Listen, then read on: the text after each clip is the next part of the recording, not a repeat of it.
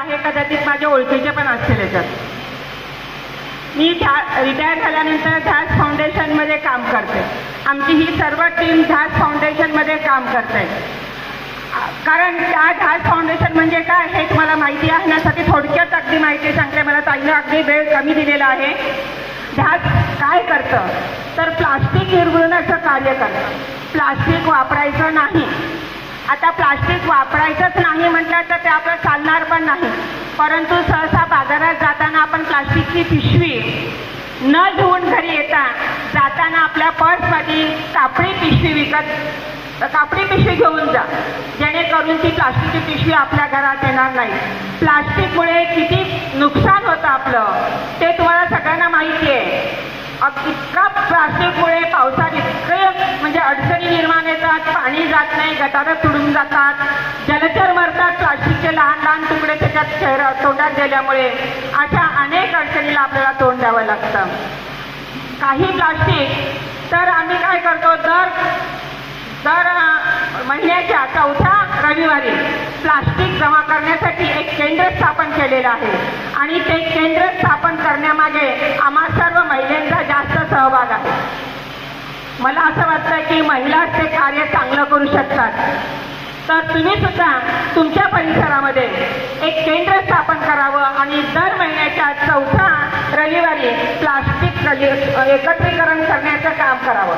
कारण ते एकत्रीकरण करून आम्ही प्लास्टिक काय करतो, परत रिसायकलिंगसाठी देत असतो. म्हणजे आपलं पर्यावरण दूषित होणार नाही.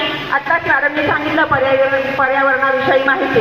पर्यावरण संरक्षण ठेवणं हे आपल्या प्रत्येक नागरिकांचं कर्तव्य आहे आणि ते प्रत्येकाने केलं पाहिजे.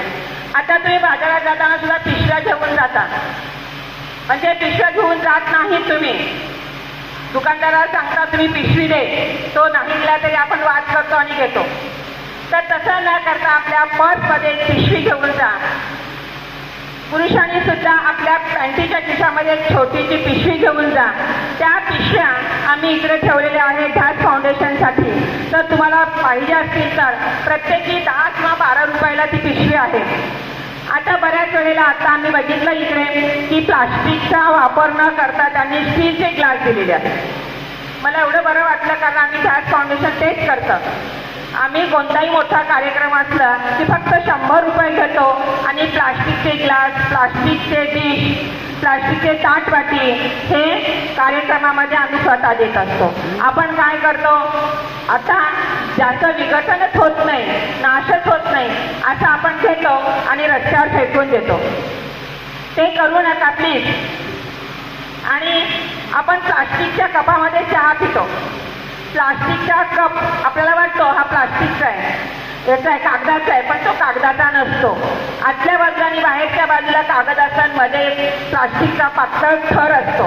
ते सुद्धा हानिकारक आहे शरीराला. बऱ्याच जणांना त्या पिल्यामुळे कॅन्सर होण्याची शक्यता असते. म्हणून तसं करू नका.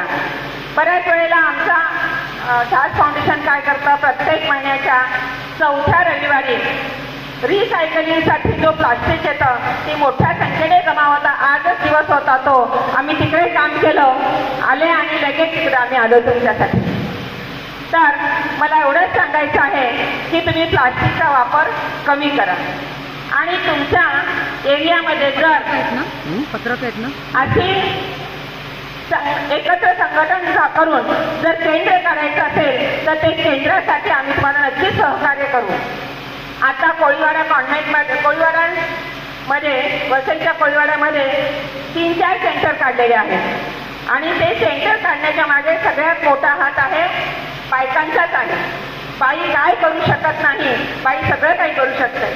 फक्त तिला धाडस पाहिजे किंवा ती पुढे जाण्यासाठी सक्षम पाहिजे.